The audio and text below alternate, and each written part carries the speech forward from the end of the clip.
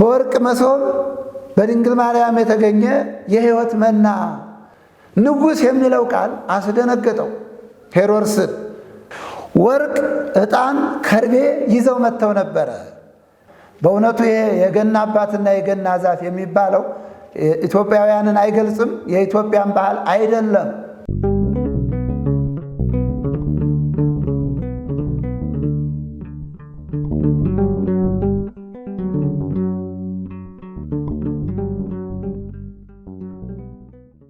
በስመ አብ ወወልድ ወመንፈስ ቅዱስ አሐዱ አምላክ አሜን።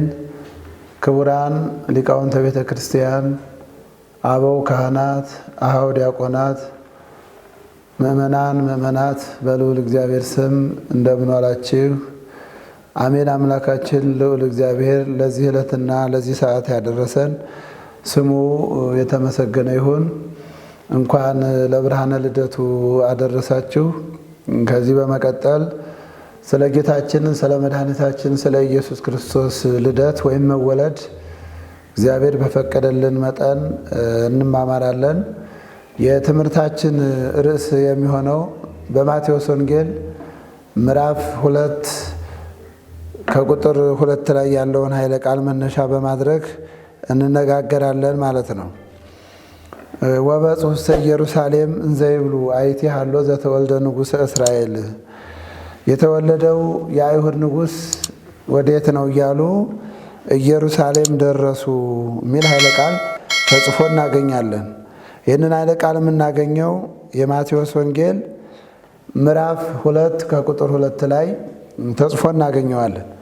የተወለደው የአይሁድ ንጉሥ ወዴት ነው? ቃሉን የተናገሩት ከሩቅ ምስራቅ ሀገር የመጡት ኢራቅና ኢራን እየተባለ ከሚጠራው አካባቢ የተነሱት ሰብአ ሰገል ይባላሉ።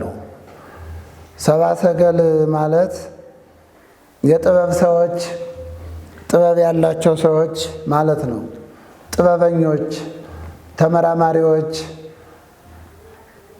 ጥበብን በውስጣቸው ቋጥረው የያዙ ከአባቶቻቸው የተረዱትን ያገኙትን በክብር በጥንቃቄ የሚያስቀምጡ የጥበብ ሰዎች ማለት ነው።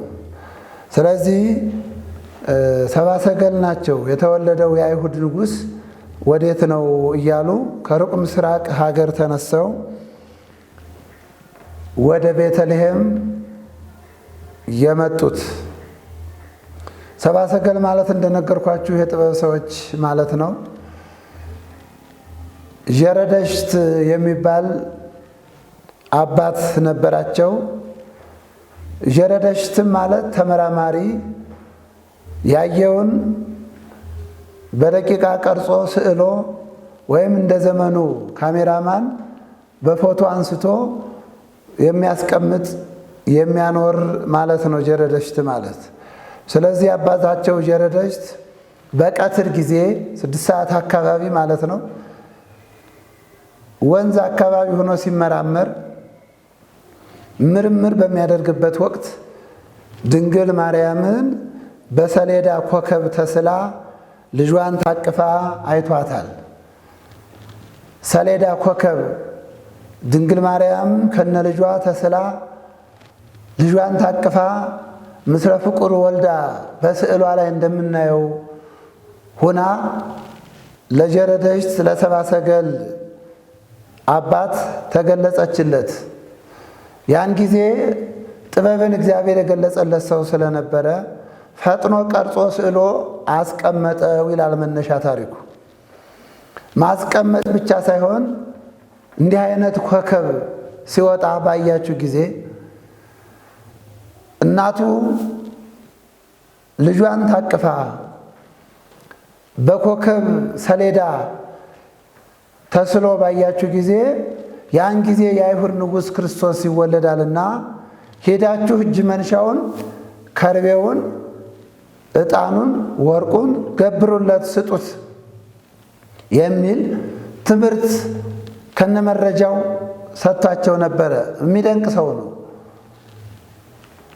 ትምህርትን ከነ ስዕሉ፣ ስዕልን ከነ ትምህርቱ፣ ከነ ማስረጃው ከነ ምልክቱ ሰጥቷቸው ስለነበር ያንን ጠብቀው ሲኖሩ ክርስቶስ በሚወለድበት ጊዜ ልክ እየረደች እንዳየው ድንግል ማርያም በሰሌዳ ኮከብ ተስላ ልጇን ታቅፋ አይቶ ነበርና እሱ ባስቀመጠው ስዕላዊ መረጃ መግለጫ መሰረት ኮከቡን አይተዋል ሰብአ ሰገል።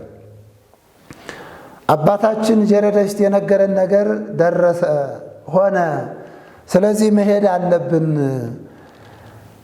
ወደ ቤተልሔም ወደ ኢየሩሳሌም መሄድ አለብን ብለው ተነሱ። 3 ነገሥታት አሉ። 10,000 ሰራዊት ያላቸው በ3 አለቆች የሚመሩ ሜልኩ፣ ማንቱሲማር፣ በዲዳስፋ ይባላሉ። 3ቱም 10,000 አለቆች ሰራዊት 10,000 ሰራዊት ይዘው አለቆቹ 3 ናቸው። 30,000 ማለት ነው። 3 መሪዎች የሚመሩት የተወለደው የአይሁድ ንጉሥ ወዴት ነው እያሉ መጥተዋል። እዚህ ላይ አባቶቻችን እንዳስቀመጡልን ስም ላዕላዊ፣ ስም ማዕከላዊ፣ ስም ታህታዊ እንዳለ በማቴዎስ ወንጌል ምዕራፍ 2 ላይ ከቁጥር 1 ጀምሮ ስንመለከተው ይገልጸዋል። ስም ላዕላዊ ማለት አምላክ የሚለውን ስም ከፍታ ያለው ስም ወይም ከፍ ያለ ስም ብለው አስቀምጠውታል።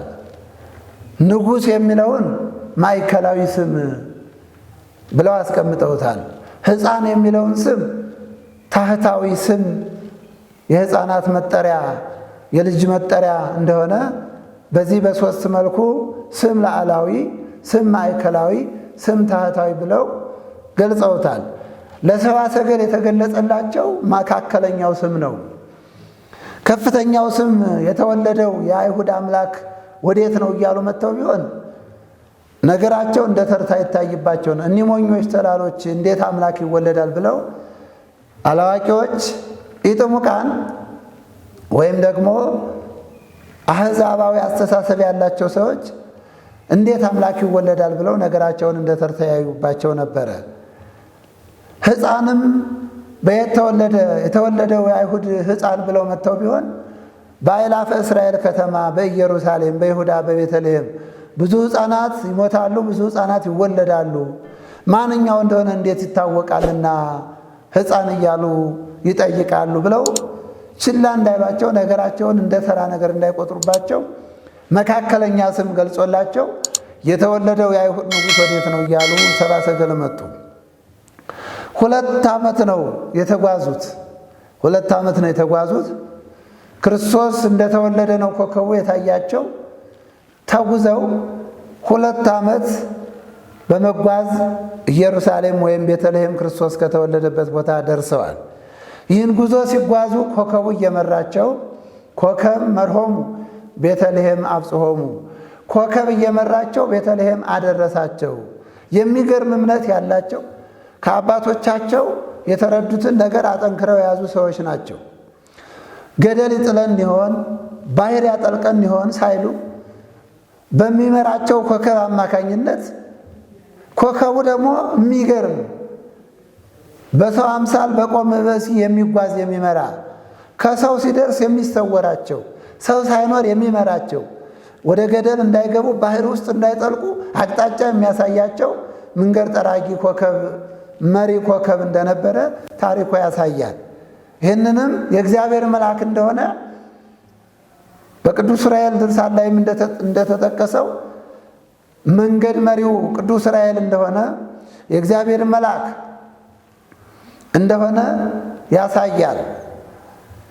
የቅዱስ ዑራኤልም አንደኛው ዋናው ትልቁ የተሰጠው ቃል ኪዳን መንገድ መምራት ነው። መስቀሉ ወደ ሀገራችን ሲመጣ 3 ዓመት መላ ኢትዮጵያን በመባረክ መስቀለኛ ቦታ በመፈለግ ቅዱስ ዑራኤል መሪ እንደነበረ እናያለን። በስደቷም ጊዜ ቅዱስ ዑራኤል መሪ እንደነበር እናያለን። በብዙ ሁኔታዎች ቅዱስ ዑራኤል መንገድ መሪ ነው። በኮከብ ተመስሎ የመራቸው ቤተልሔም ያደረሳቸው ቅዱስ ዑራኤል ወይም የእግዚአብሔር መልአክ እንደሆነ ይነገራል። ስለዚህ መካከለኛ ስም ተገልጾላቸው የተወለደው የአይሁድ ንጉሥ ወዴት ነው እያሉ መጥተዋል። የሚገርም እኮ ነው። መነሻውን ቅዱስ ማቴዎስ ሲገልጸው በእንተ ምጽአተ ሰብአ ሰገል የጥበብ ሰዎች ወደ ኢየሩሳሌም ወደ ቤተልሔም ስለ መምጣታቸው ይተርካል። ወተወሊዶ እግዚእ ኢየሱስ በቤተልሔም ዘይሁዳ በመዋዕለ ሄሮድስ ንጉሥ ናሁ መጹ ሰብአ ሰገል እምብሔረ ጽባህ። ሄሮድስ ነግሶበት በነበረ ዘመን የይሁዳ ዕፃ በምትሆን በቤተልሔም ጌታችን መድኃኒታችን ኢየሱስ ክርስቶስ ተወልዶ ሳለ በተወለደ ጊዜ ከተወለደ በኋላ የጥበብ ሰዎች ጥበብ ያላቸው ሰዎች ከወደ ምስራቅ ወደ ኢየሩሳሌም ወደ ቤተልሔም መጡ ይላል። ቤተልሔም ማለት ቤተ ኅብስት የእንጀራ ቤት ማለት ነው። ቤት የምትባለው ማምላክ ወላዲተ አምላክ ድንግል ማርያም ናት። ለሁላችንም መጠጊያ የሆነችን ማደሪያ የሆነችን ሕይወት የሆነችን ድንግል ማርያም ናት። ኅብስት ሌሔም የተባለው ደግሞ ጌታችን መድኃኒታችን ኢየሱስ ክርስቶስ ነው። ሀገሪቱም ቤተልሔም ትባላለች። ቤተልሔም የሚለውም ስም ውስጠ ትርጉሙ ቤት እመቤታችን ስትሆን ኅብስት ደግሞ ጌታችን መድኃኒታችን ኢየሱስ ክርስቶስ ነው።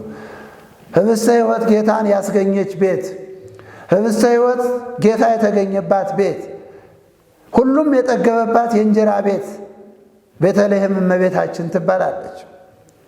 ሌሔም በራሱ ክርስቶስ ኅብስት ማለት ሲሆን ትርጉሙ ጌታችን መድኃኒታችን ኢየሱስ ክርስቶስን ያሳያል ትርጉሙ። እስራኤል ከሰማይ እየወረደላቸው የተመገቡት መና ለጊዜው ከረሃበ ሥጋ ዳኑበት እንጂ ከዘላለማዊ ሞት አላዳናቸው። በቤተልሔም የተገኘው መና ኅብስተ ሕይወት ጌታችን መድኃኒታችን ኢየሱስ ክርስቶስ ግን በወርቅ መሶብ የተገኘ በወርቅ መሶብ በድንግል ማርያም የተገኘ የሕይወት መና አባቶቻችሁ በምድረ በዳ በዱር በገዳም ከሰማይ የወረደውን መና በሉ፣ ነገር ግን ሞቱ፣ ከሞት አልዳኑም። ከድንግል ማርያም የተገኘውን ኅብስተ ሕይወት ጌታን የተመገቡ ሥጋውን የበሉ ደሙን የጠጡ ግን የዘላለም ሞት አያገኛቸውም በማለት ሊቃውንት በየድርሰታቸው ተባብረውበታል። ቅዱስ ዮሐንስም በዮሐንስ ወንጌል ምዕራፍ 6 ላይ ከቁጥር 56 ጀምሮ ስናነባው የፊተኛውን የእስራኤልን መና አሳይቶ ትክክለኛው የሕይወት እንጀራ ክርስቶስ እንደሆነም ይጠቁማል። ሥጋውን ያልበላ ደሙን ያልጠጣ የዘላለም ሕይወት እንደሌለው ያሳይና ሥጋውን የበላ ደሙን የጠጣ ደግሞ በዘላለም ሕይወት እንደሚኖር ከክርስቶስ ጋር ኅብረት እንዳለው ያሳያል። ስለዚህ ወደ ልደቱ ስንመለስ በሄሮድስ ዘመን ብሎ ቅዱስ ማቴዎስ የጠቆመው ዘመን የሚቆጠረው በንጉሥ በጳጳስ በመስፍን በሊቀ ካህናት ስለሆነ ክፉም ከሆነ ከነ ክፋቱ ንጉሡ ይጠቀሳል፣ ደግም ከሆነ ከነ ደግነቱ ንጉሡ ይጠቀሳል። ሄሮድስን ከነ ክፋቱ እዚህ ላይ ጠቅሶታል። በዛን ጊዜ የተወለደው የአይሁድ ንጉሥ ወዴት ነው እያሉ ሰብአ ሰገል ከሩቅ ምስራቅ ሀገር ወደ ቤተልሔም መጡ። ወደ ቀደመ ታሪካችን ገባ ብለን ስናይ 2 ዓመት የተጓዙት እውነትም የጥበብ ሰዎች ሰብአ ሰገል የጸና የበረታ እምነት ያላቸው እንደሆኑ ማየት ይቻላል። ሳይመለሱ፣ ሳይሰለቹ፣ ሳይደክሙ፣ ተስፋ ሳይቆርጡ አባታችን የነገረንን ነገር ሳናገኝ ሳናረጋግጥ በፍጹም አንመለስም ብለው ተጉዘዋል። እንኳን 2 ዓመት የሚጓዝ ዛሬ 2 ሳምንት 2 ቀንም የሚጸና ትውልድ የለም። እነዚህ ግን የሚደንቁ የሚያስደንቁ ለጽናት ተምሳሌት የሆኑ ሰዎች ናቸው ሰብአ ሰገል የሚባሉት። ብዙ ጥበብም ያላቸው እንደሆኑ መጽሐፍ ቅዱስ ይነግረናል። ስለዚህ የተወለደው የአይሁድ ንጉሥ ወዴት ነው እያሉ ወደ ኢየሩሳሌም ሲመጡ ሄሮድስ ሰማ ይለናል ቅዱስ ማቴዎስ። ወሰሚዖ ሄሮድስ ንጉሥ ደንገጸ ወተሐውከ። ንጉሥ የሚለው ቃል አስደነገጠው ሄሮድስን። ታላቁ ሄሮድስን ያሉትን ሰምቶ ንጉሥ የሚለውን ቃል ሲሰማ ደነገጠ። ንጉሥማ ከሆነ ሳይገድል ይነግሳልን? ወዮልኝ ብሎ ነው። ወኩላ ኢየሩሳሌም ምስሌሁ፣ ከተማይቱም የእሱ ግብረ አበሮች ሁሉም ንጉሥ የሚለውን ቋንቋ ሲሰሙ ደንግጠዋል። የሚገርም ነገር ነው። እንግዲህ በነገሥታት ሕግ በዚህ በሴራ ፖለቲካ በሚባለው መስመር አንዱ አንዱን ገሎ የሚነግስበት መስመር እንዳለ ያሳያል። ስለዚህ በወቅቱ እኔን የሚሽር የሚገል ንጉሥ ነው ብሎ ስላሰበ ደንግጧል። ለምን? ንጉሥ እንዴት ተወለደ? እሱ የሚያውቀው የንግስና ሂደት እሱ በመጣበት መንገድ ነው ንጉሥ የሚኮነው። ነገር ግን ሰብአ ሰገል የእውቀት ሰዎች ናቸው፣ የጥበብ ሰዎች ናቸው። ንጉሥ እያሉ ሲመጡ አስደንግጦታል። እሱን የመሰሉት ሁሉ ሹማምንቱ ሁሉ በሱ ስር ያሉት ሁሉ ደንግጠዋል። ኢየሩሳሌም ሁሉ ደነገጠች ያለው ለዚህ ነው። ከዚህ በኋላ ወአስተጋብኦሙ ለኵሎሙ ሊቃነ ካህናት ወጸሐፍተ ሕዝብ፣ የሕዝቡን ጸሐፍትና ሊቃነ ካህናትን ሰበሰባቸው። ለምንድን ነው የሰበሰበው? ሕዝብ ሲሰበሰብ፣ ሐሳብ ሲነሳ፣ አጀንዳ ሲያዝ ብዙ መረጃዎች ይገኛሉ፣ ብዙ እውቀቶች ይገኛሉ። ከሕዝብ የማይገኝ ነገር የለምና እንዴት ነው ብሎ መረጃ መሰብሰብ ጀመረ።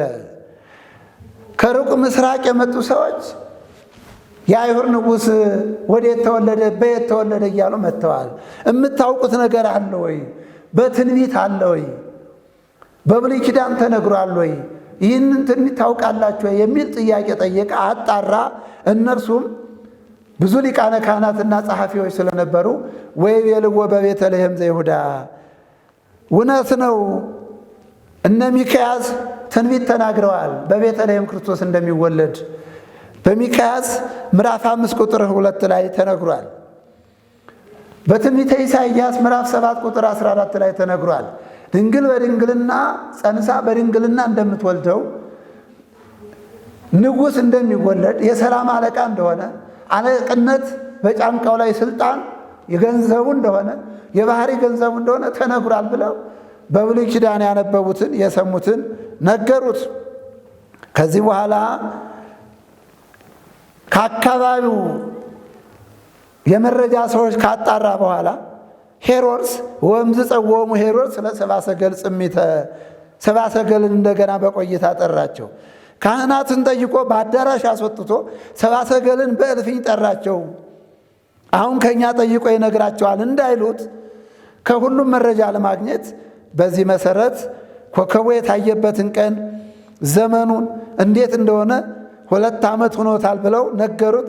ለካ ያም ብላቴና የሚነግሰው 2 ዓመት ሆኖታል ብሎ አሰበ። ከዚህ በኋላ መረጃውን አረጋግጦ ፈነወ ኀበ ቤተልሔም፣ ሂዱ፣ እሺ ወደ ቤተልሔም ሂዱ በማለት ላካቸው። ከንጉሱም ሂዱ ሲባሉ ሄዱ። ኮከቡም እየመራቸው በደስታ ኮከቡን እያዩ ወደ ቤተልሔም መጓዝ ጀመሩ። ከሄዱ በኋላ ቤተልሔም ሲደርሱ ሕፃኑን ከእናቱ ከድንግል ማርያም ጋር በበረት ተኝቶ በጨርቅ ተጠቅልሎ አውራጣቱን ታስሮ አገኙት። ወወድቁ ወሰገዱ ሎቱ፣ ወድቀውም የባህሪ ስግደት ሰገዱለት።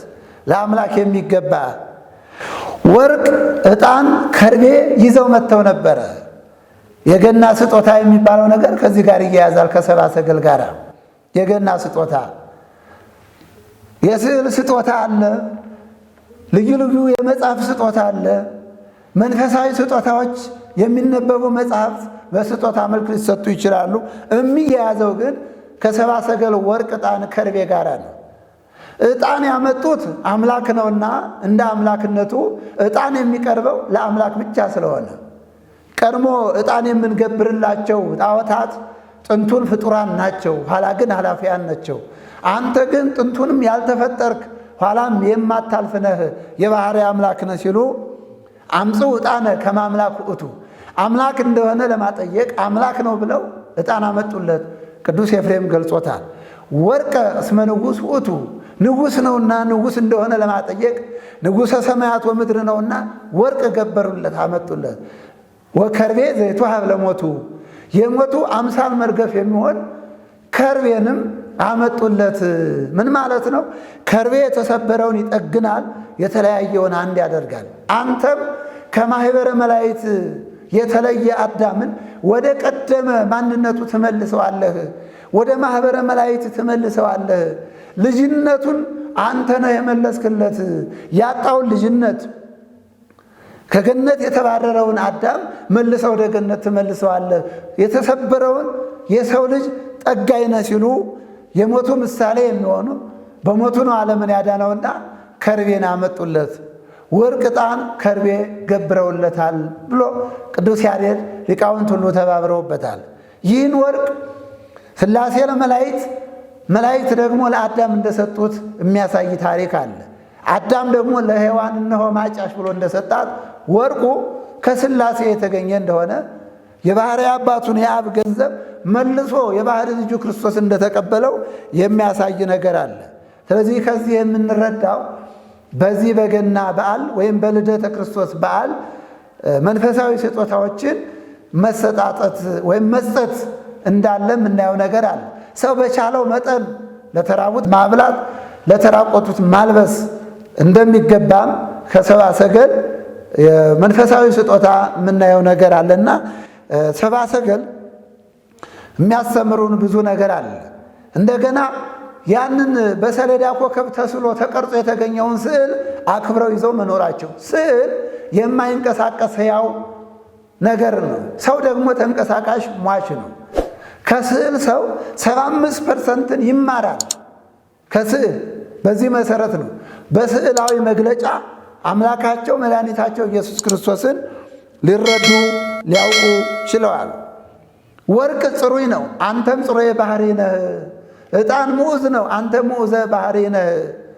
ከርቤ የፍቅር ምሳሌ ነው፣ የአንድነት ምሳሌ ነው፣ አንተም የፍቅር አምላክ ነህ ሲሉ ያው ሰብአ ሰገል አምጥተው ገብረውለታል ማለት ነው። ስለዚህ በዚህ በገና በዓል የምናያቸው አንዳንድ ነገሮች አሉ። ኢትዮጵያ ራሷን የቻለ ባህል አላት። እንደገና ደግሞ ምዕራባውያን ያመጡት በሀገራችን የማይታወቅ የገና ዛፍና የገና አባት የሚባል ነገር አለ። በእውነቱ ይሄ የገና አባትና የገና ዛፍ የሚባለው ኢትዮጵያውያንን አይገልጽም፣ የኢትዮጵያን ባህል አይደለም። የገና ዛፍ እያሉ የገና አባት እያሉ የተፈጥሮን ደን መጨፍጨፍ፣ ጽድን እየቆረጡ ዛፍ ሰራው የገና አባት አደረኩ ማለት ያልተለመደ በቅሉጥ የመጣ ሀገራችን የማታውቀው በአባቶቻችን ያላገኘ ነው። በምዕራቡ ዓለም የባህል ወረራ የመጣ ነውና የገና አባት የገና ዛፍ የሚባል ነገር የለም። የገና ስጦታ ግን አሁን በገለጽኩት ልክ ሰው መጽሐፍ ቅዱስ መስጠት ይችላል። እንደገና መንፈሳዊ መጽሐፍቶችን መስጠት ይችላል። ስዕላዊ ስጦታዎችን መስጠት ይችላል። መስቀል መስጠት ይችላል። ሰውን ማብላት ማጠጣት ይችላል። ብዙ የገና ስጦታዎች በሀገራችን የተለመዱ አሉ። ነገር ግን የገና አባትና የገና ዛፍ የሚባል ነገር የለም ነው። ባይሆን እሩር የሚባል ነገር እንደ ትውፊት ከአባቶቻችን በቃል ያገኘ ነው አለ። እሩር ማለት ውሩር እንደማለት ነው። ሄሮድስ ሰብአ ሰገልን ሂዱና አጣርታችሁ ባገኛችሁት ጊዜ መታችሁ ንገሩኝ እኔም ሄጄ እንድሰግድለት ብሎ በተንኮል ሰብአ ሰገልን ሲልክ እሩር የሚባል ሰላይ የደህንነት አካል የሄሮድስ የደህንነት አካል የሚባል ሰው እንደነበረ በቃል አባቶቻችን ነግረውናል። ስለዚህ ሰብአ ሰገል ሲሄዱ ኮከቡ ከሰው ሲደርሱ ይሰወራቸው ነበርና ሊደርሱ አካባቢ ኮከቡ ተሰወራቸው። ምንድን ነው ይሄ ነገር ብለው እርስ በርሳቸው ሲጠያየቁ ጸጉረ ልውጥ ሰው ከነሱ ወገን ያልሆነ ሰው አገኙ። ምንድን ነው ብለው ሲጠይቁት ለስለላ ሄሮድስ የላከኝ ነኝ አላቸው ብለው አበው ይናገራል።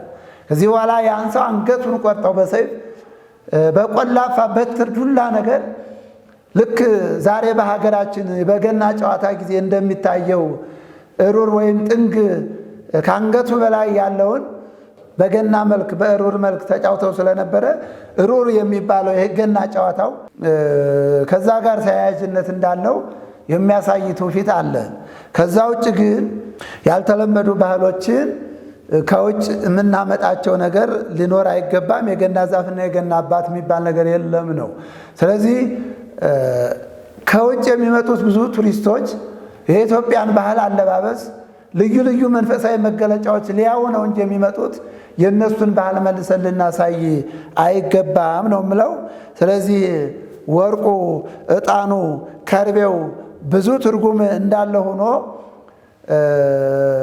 በዚህ መሰረት ወርቅ የቅዱሳን መላእክት የሰማዕታት ምሳሌ እንደሆነ፣ ዕጣን የባህታውያን ምሳሌ እንደሆነ፣ ከርቤ የሃይማኖት የግዕዝ ርቲት እንደሆነ፣ መላእክት ሰማዕታት ምእመናን ያንተ ገንዘቦች ናቸው በማለት በዚህ መሰረት ሰብአ ሰገል ወርቅ፣ ዕጣን፣ ከርቤ ይዘው መጥተዋል።